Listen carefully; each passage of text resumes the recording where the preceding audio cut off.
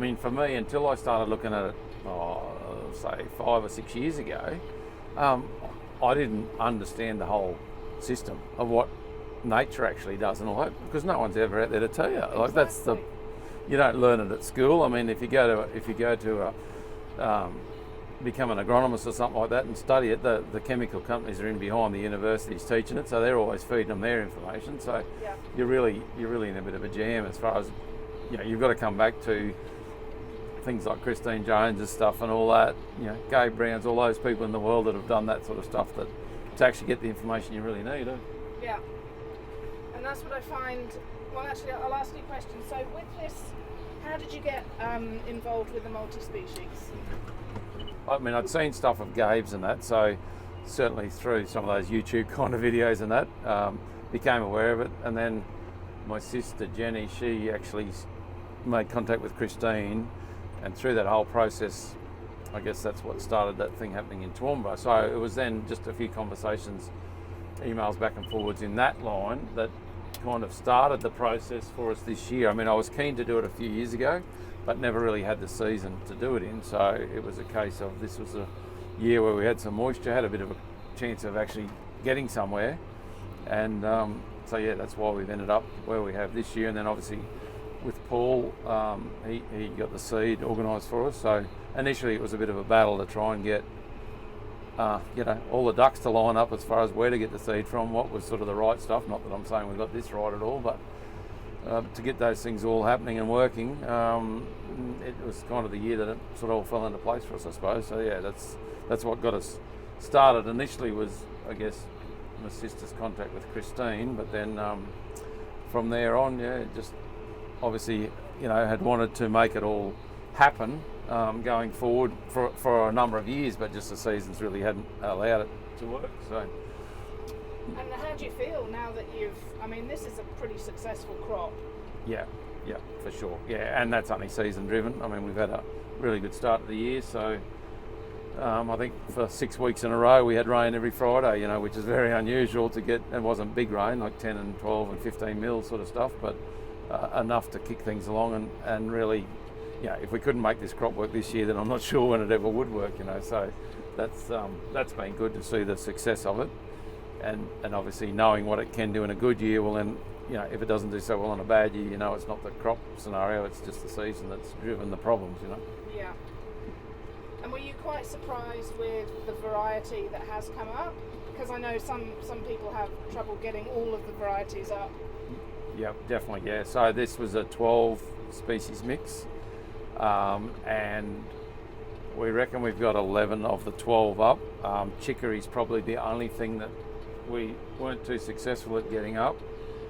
And in saying that, that's probably a good thing, because I'm not sure I'd put chicory back in, only from the point of view that it apparently can be problems if it seeds, and that you've kind of got it for a long time. So that's the only reason why I wouldn't grow it again or have a go at it. But certainly we weren't too successful in getting it out of the ground. So it's probably one that doesn't really suit our situation, I guess. Yeah.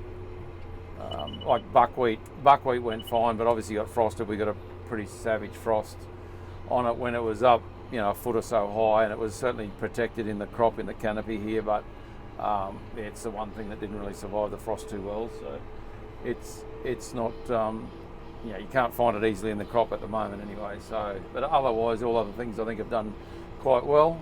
Favour beans probably haven't grown the big plant like they potentially can, but I guess it's not always about what's above the ground. It's probably more important what's happening under the ground, and that's certainly been, I can imagine they've done a good job in the ground itself. And what about the turnip? Yeah, turnip have done well. They're actually currently choking up the crimper, so someone's going to have a job digging that out later on. I haven't seen a turnip included in a multi-species. Was that just a bit of fun, or was that a thing? Actually, Paul at S&W said, yeah, they've done some work with that, and people had put turnip in, so certainly they've grown well. I mean, there's no doubt about that. You know, they've done a really good job, but yeah, whether it's not the smartest thing to include, I don't know. But if anyway, you're crimping, yeah, it might be a bit. Yeah. It's difficult. I mean, it hasn't given us any dramas yet so far with the crimper, has it? But I mean, it's not to say it won't by the time we get all this done. So they seem to be soft enough to break up okay, but.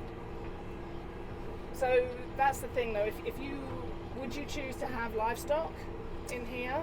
Yeah, it'd be great if we had the scenario where we could, but the trouble we've got is the Condamine River's a problem for flooding, and it's only a kilometre away over there. So our dilemma is, you know, what do you do with your cattle when you get 2 foot of floodwater across your place?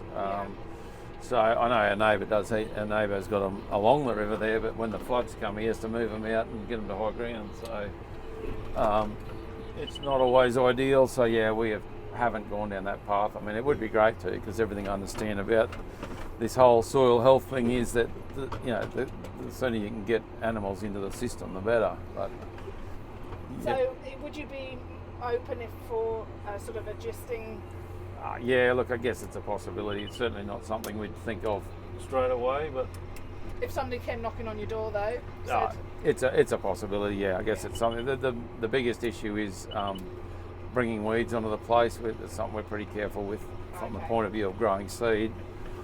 So we need to really be onto that and be careful not to introduce other things that we don't have, which obviously I've just introduced 12 things that we don't normally grow. So what does that tell you about my thought process at the time? But, you know, that's just how life goes sometimes. Yeah. And you're crimping this before it's gone to seed.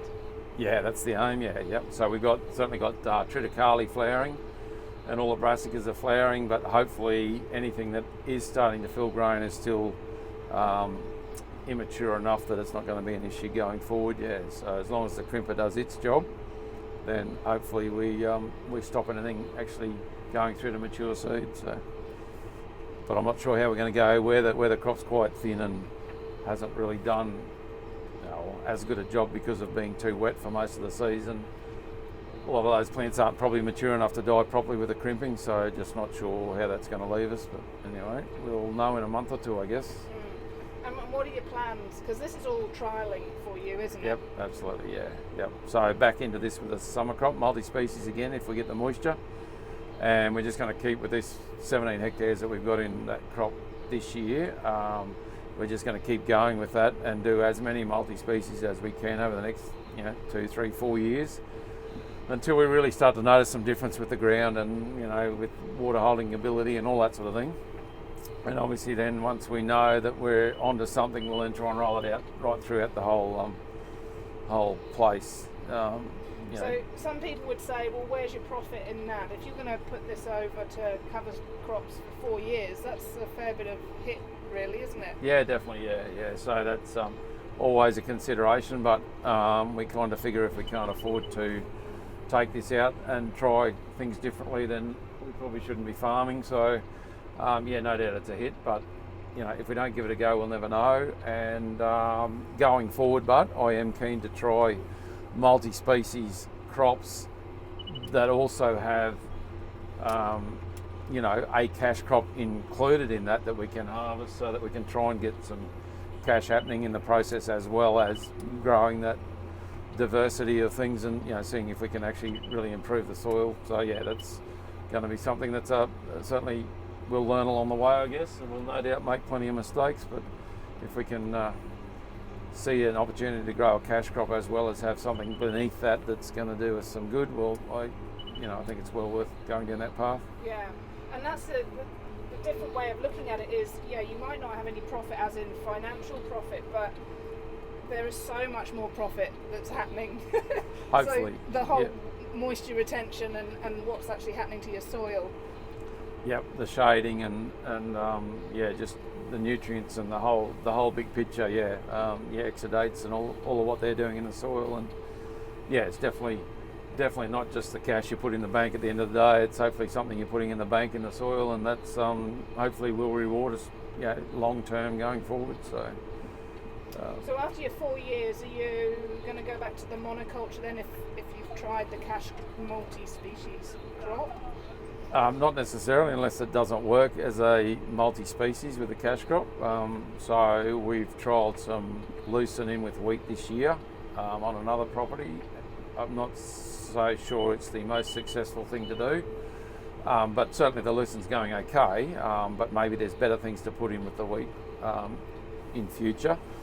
But certainly that's the aim, is to probably try and always have a multi-species scenario happening in a wheat crop or whatever that you might have traditionally grown as a monoculture, but actually start to build that diversity that works within the crop you're growing, so you can still manage it as a harvestable crop or whatever you're doing. That's my thoughts, but a long way to go yet, so not really sure where we're going to end up with all that, but yeah, that's what we're aiming for. So it's probably the next biggest thing for us now is to really understand what are the best things for us to put into those mixes that are going to work with things like wheat or sorghum or, you know, barley, oats, chickpeas, whatever it might be. That's the next big thing we've got to work out, is what are the best things to incorporate in that program. How many growing seasons do you have here? Really only 2, so just winter and summer. So yeah, so winter, you know, generally I suppose most stuff would get planted May, June, July, and summer, you know, I suppose September through to Christmas is kind of your 2 planting windows. And that obviously depends on your rain and... Yeah, definitely, yeah, rain and, you know, obviously how cold it is or how hot it is, soil temperature and all that sort of thing. So, you know, we were planting sorghum in the first week of September last year, but this year we certainly wouldn't be able to because it's been too cold. So we'd need soil temperature to lift a bit before we can actually take advantage of, you know, any spring plant, so to speak. So yeah, it's all determined by moisture and also the seasonal conditions. So moving on now to the roller crimper. This is your first time you've used it? Yes, correct. Yep, first time. And are you fairly happy with the results on a multi-species? Because normally it's used on a monoculture.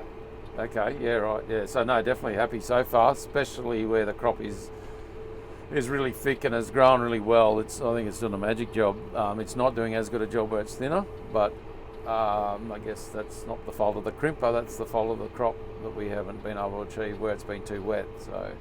But definitely, yeah, it appears to me to be doing a good job, but I don't know anything about it. So I guess I'll know in a month's time if this has all died really well. Obviously, then it's done its job well. If it's grown back again, then I'm not sure how that works. But anyway, we'll have to deal with it again. We're going across the normal way that you work your paddock. I don't know the technical term. Yep. And some people would say that, you know, that's not very good because of the whole controlled traffic and the compaction. Why are we doing that? So we're crossing at about a 45-degree angle the lines that we would normally plant on, mainly to get the crop to properly cover the dirt that's in between the rows that we've planted on. So we're roughly 20-inch spacings, and the problem is when we were going directly with the rows that we'd planted, we weren't actually laying the crop across the soil in between the rows, so we were tending more to lay it on the row itself rather than cover the gap. So by going on the angle, we're laying it over and really reducing the amount of soil you can see at this point. So hopefully we're getting better shading and hopefully we don't have too much trouble planting back into it, because obviously we're going to plant back on the lines that we planted this crop on. So with the disc planter, hopefully we can just cut through that trash and still get back on our original lines. But in the meantime, hopefully the trash does a good job, obviously at shading the soil from a moisture point of view, but also to shade the soil for any weeds that might want to come up. Hopefully that reduces our weed load until we get enough rain to plant on. So. And will you be putting any biological stuff on here between now and when you plant? Yeah, yep. So we have got some stuff. I picked it up on Monday morning in Toowoomba, and it's currently brewing in a shuttle at the moment. So there's 100 litres of active fert and 100 litres of molasses in 800 litres of water. So it's we only got that sorted out yesterday, so it sort of was completed at lunchtime yesterday. So it'll take a week or 10 days or so to do its process, and then we will come back in and spray that across the top of this to try and help speed up the process of breaking down the cover that we've got. Not that I want it to break down too quick, but obviously if it's going to become a management issue for planting back into, I guess the sooner we start to break that up a bit, the better. With the timing then, so it's basically the beginning of September. When are you looking to plant back into this? So with what I was thinking of putting in, look, any time our soil temperature is above sort of 15 or 16 degrees, so I guess, realistically you would say not for another couple of weeks yet. Not that I've actually done a soil test, but just scratching in it, I know it's fairly cold, so I don't really know where the temperature is right now, but I'd imagine we'd need at least a couple of weeks to get it up to be warm enough, but also we really need probably 50 mils of rain to get us to the point where we'd even think about planting. So not for a little while yet, but certainly, weather permitting, I would put that next crop in this paddock in September if everything lines up to be right. If I had it ready to go, I couldn't see any reason why we couldn't spray that on tomorrow, kind of thing, right. from the point of view of the crop. But whether that's the best time to do it, I'm not sure. Whether it needs to be dried out a bit more to help, I don't know. I'll have to ask some questions on that one. But by the time it's right to go, it's going to be dried out, no doubt. So we won't have a choice to put it on green because the crop should have already dried out. So if I've got that right or wrong, I don't know. But so put the biology on there and then wait for rain and get into it, then have a crack at putting the next crop in. Only from the point of view of trying to keep a living root in here as often as we can as such, but limited by the fact we need rain to be able to do it with. Yeah. So. And these are all trial plots, so did you treat them differently? And how did you treat them differently? At planting, So the only difference was we did a little bit of Nutrisoil worm juice, for want of a better term. So we did some of that as a liquid down the slot with the seed, and also some fish hydrolysate as well, and then just some water. So we kept the liquid rate the same. It was just the additives that went in that changed, and can't really pick any difference anywhere that we've done it. Certainly not above ground, but not to say that there hasn't been something happening below ground that maybe a benefit that we can't actually sort of measure. Those applications, are you going to use that again with the next lot of planting? Yeah, definitely. Yep. Yeah, that's kind of in our program now, that we'll always try and add a some sort of biology, natural product in the system. We'll even try stacking them, so we don't just do one or the other. Let's start stacking them up and see whether we actually get a more defined benefit from that, rather than just, it's you're kind of creating a monoculture in your liquids you're putting down, and we're building diversity. So why not build diversity in the liquid form as well? And if 5 or 6 or 7 things in that mix makes a benefit, then why not do it? And I have heard as well, using those things, that there's a point where you actually don't see any change. Yeah, apparently so. Yeah, when you get further down the track, it doesn't make a lot of difference. Apparently, which is interesting. You'd sort of wonder why, but. And that's when I think people think that, there's no point in using it because it's not doing anything. Yeah. But they don't need to use it then. If it's that's not right. Yeah, the system's working and it's done its job, so they no longer need it. One thing that's interesting in the paddock here is the amount of insect activity that's happening in it, like the butterflies and all those sort of things, which obviously you don't get in a monoculture crop like wheat or sorghum so much. It's only in these kind of things that you really notice the difference of. And when you stand in the crop, like the smell and just the feeling you get, it's so fresh. Yeah. And the smell, like you want to stay in there. There's no there's no chemicals. It's not. Yeah, nothing. Bad for you. Nothing chasing you out of the paddock, so to speak. And it is lovely to see broadacre with so many insects. Yeah. And that's a real contradiction, really, isn't it? Oh, yeah, for sure. I mean, conventional farming's all about trying to kill things, isn't it, rather than encourage them. And I guess it's hard to keep the beneficials and kill the ones that are a problem. So you've got to make a decision at that point. But we'd rather not have to throw too many chemicals around if we can avoid it. There's a total difference there between green and brown, isn't it, from one side of the paddock to the other. It's just like.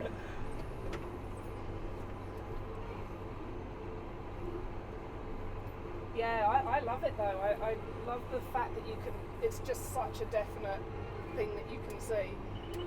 Yeah, yeah. Yeah, it's the two extremes, isn't it? It's like heaven and hell. Yeah. Yeah.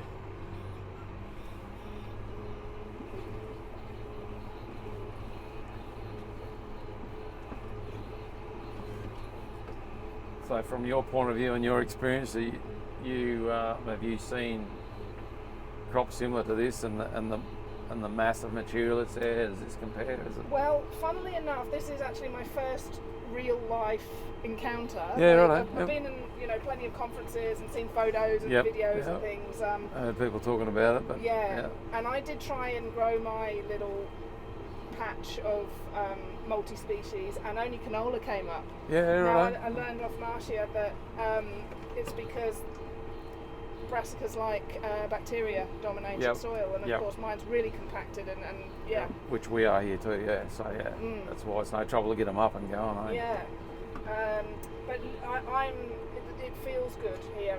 There are so many. It's not just the butterflies.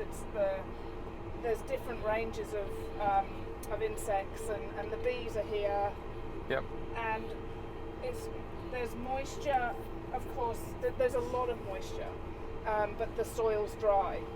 Yep. And that's the bit that you have to get your head around, is that all this moisture that's in here that you call, well, now is trash, will just lock it all in, and it will decompose and feed, and so if you can get your head around that, you go, as long as you can plant into it, which you will know soon. Hopefully. if I ring you and go 1-300 help, come and get me out of trouble, you know what's going on. And I'm really impressed. The turnip gets me though. It's like it's in the way. Yeah. But it's because it's not a cereal crop that I would think. Yeah, but I guess again, in saying that, like those things are probably holding nutrients in there now that they've pulled up from down wherever. That as they break down, they'll probably release that. So like I'm not worried that we've got it in there as such. It's probably not the smartest thing when you're trying to run a crimper through it, but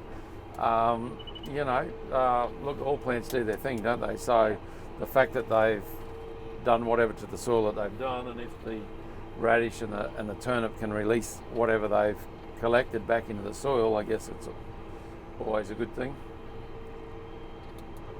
They certainly came up well. Like there's enough of them through the paddock, and and big and healthy, and none of them have been attacked by insects. No, the whole paddock actually, there's very little disease in anything really. A little bit on some of the oats, but basically, mice are actually probably the biggest drama we got. Any of those deadheads you can see through it, that's mouse damage. They've gone in the bottom of the plant, and they've chewed the stem and stopped the flow of nutrients, and that's it. So any of those like dead ones just down there, yep, it's all mouse damage, and it's in patches. It's worse in some patches than others, but the beautiful thing is you're not worried about that, because really it's just started the decomposition process. Yeah. And you're not harvesting it, so. Yeah, that's right. There's no cost to us as such. So. Yeah. See, I think this worked out at about $40 an acre for the cost of the seed, roughly.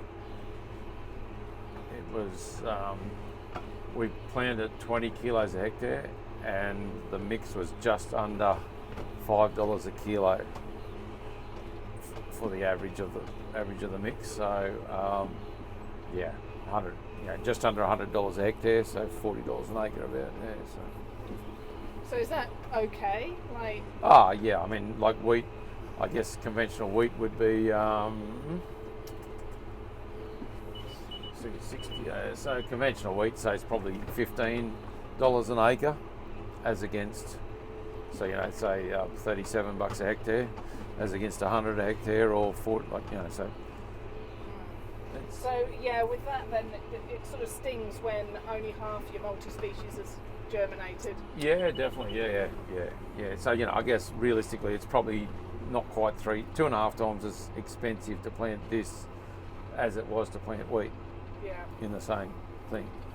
And probably the financial hit will be, just in raw dollars and cents, is probably 15 to 20,000 off what we've got in this crop this year, which would not necessarily be the normal all the time. You know, I imagine our yields will be higher than average this year. So in an average year, you could probably drop that figure back.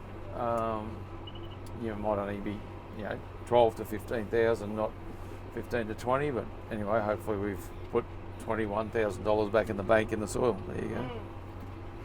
But also with that crop that was cheaper per hectare, you've then got to add the additional input costs. Fertiliser, definitely, yep. All those things where we didn't do any of that here, so yeah. So the net effect is per acre, it would be no dearer to do what we've done here, only that we haven't got a cash crop involved with it. Yeah, so your expenses have probably been about the same. Yep. But yeah, it would be really interesting to see how much better your cash crop is. Yeah, after we've done a bit of this. Yeah. Definitely, yeah. And how reduced your input is. Yep. And hopefully how much, hopefully the cash crop, say we did go back in with a monoculture wheat crop in 3 or 4 years' time, compare that to the same monoculture wheat that you grow in a conventional paddock that hasn't had this. It would be interesting to see then what the difference is in obviously the input cost, which there'll be no fertiliser, I would be hoping, no fertiliser, no chemicals, only your seed costs as against your conventional, and see what the return is at the other end. Yeah. To really know the difference that you've achieved. And then on top of that, you could do a little bit more of a boost by actually having a niche market of wherever you sell it to. If you could do, because it's been grown this way, not that way. Yeah. Because that's when it all falls apart, is especially with the livestock way of being like that regenerative grazing, when you're just selling it back into the same market for the same price. Yeah, that's right. Yeah. You can't. I think for everything to work well, you've kind of got to find that niche where you can really up the value of everything you're doing. If you're putting the effort in here, you need to see that other end come along. Otherwise, it's you're getting the benefit there, hopefully, but you're not getting the full benefit at the other end, where you might be able to. It just makes the numbers work so much better, doesn't it? Yeah. And again, I think a lot of farmers fall down there because they're stuck in that rut. And they're just like, well, I don't know how to. That's how right. How do I create that extra bit of business the other end? Yeah. And that can be challenging, because sometimes if the market's not really there, or if you're not organic certified, or you're not biodynamic or whatever, where someone's got, audit processes in place or whatever to just go down this path and believe in the system and not have to go through all that, it's hard sometimes to convince people at the other end that that's where you're at, and that it is perfectly good and healthy and wonderful and all that. But you've got to get them on board too, eh? Yeah. And look, maybe in the next 10 years that'll change. I think it will. The one guy that rode in here before, on the motorbike, he's into full on chemical and all that sort of stuff. And I said to him, what farmers are going to have to watch is what we do is not going to be driven by what we think is the right thing to do, or what Incitec Pivot or Monsanto or any of them think are right. At some point it will be the bloke that walks into the shopping centre and goes, well, I'm not buying that, I'm buying that. Yeah. That's what's going to drive it. And once it hits that point, you want to hope you're on your game then, because it'll move very quickly. Yeah. And that's why we're on this path now, because I want to be at the point where I know what I'm doing with it if it gets to that point.